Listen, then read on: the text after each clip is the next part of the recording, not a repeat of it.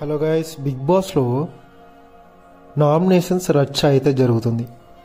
Sony ఆకుల, బిజవాడ బేబక్క, మరి శేఖర్ భాష, ఆదిత్య ఓం, సీత, మణికంఠ హౌస్లోకి అయితే వచ్చి కే బ్యాచ్ని నామినేట్ అయితే చేయడం జరిగింది.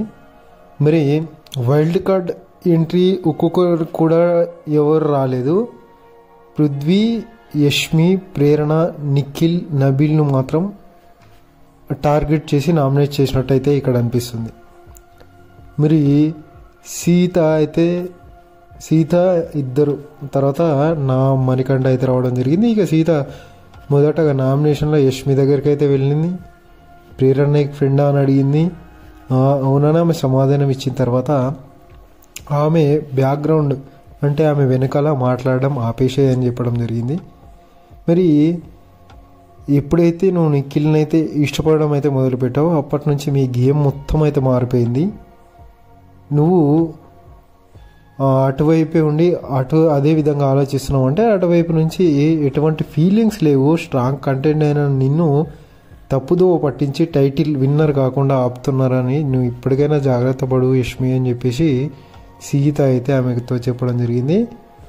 మరి నువ్వు జాగ్రత్త పడకపోతే నువ్వు ఎలిమినేట్ అయ్యే ఛాన్సెస్ అయితే ఉన్నాయని చెప్పి, నువ్వు ఒక ట్రాప్లో పడ్డావని చెప్పి సీత చాలా కరెక్ట్గా చెప్పింది. ఎందుకంటే బయట సిచ్యువేషన్ అట్లా క్రియేట్ అయింది కాబట్టి ఆ విధంగా చెప్పడం అయితే జరిగింది.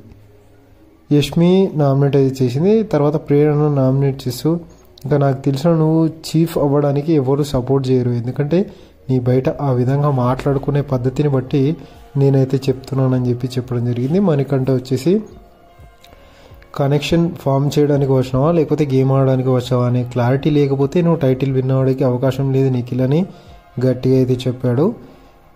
ఇక్కడ ఒక కంటెస్టెంట్ నీ గురించి నువ్వే ఆలోచించి గట్టి నిర్ణయాలు తీసుకుని మంచిగా ఆడే పద్ధతిలో ఉంటే మాత్రం విన్ అవుతావు, లేకపోతే నువ్వు విన్ అయ్యే ఛాన్సెస్ అయితే తక్కువగా ఉంటాయి. ఒక రాంగ్ వేలో వెళ్తున్నావు నువ్వు అని చెప్పేసి గట్టిగా చెప్పడం అయితే జరిగింది. టైటిల్గా చాలా దగ్గరలో ఉన్నావు నువ్వు నిఖిల్, ఇంకా కొంచెం ఎమోషనల్ని ట్రిగ్గర్ చేయొద్దు అంటూ నీకు నువ్వు గట్టిగా ఎలాంటి ఫీలింగ్స్ లేకుండా ఆడితే ఖచ్చితంగా ముందుకెళ్ళగలుగుతావు. ఖచ్చితంగా విన్నర్ అయ్యే అవకాశాలు చాలా తక్కువగానే, విన్నర్కి చాలా దగ్గరలో నువ్వైతే ఉన్నావు అని చెప్పేసి నిఖిల్కి అయితే మన మణికంఠ అయితే మంచి బూస్ట్ ఇచ్చినట్టయితే మనం ఇక్కడైతే చూసుకోవచ్చు.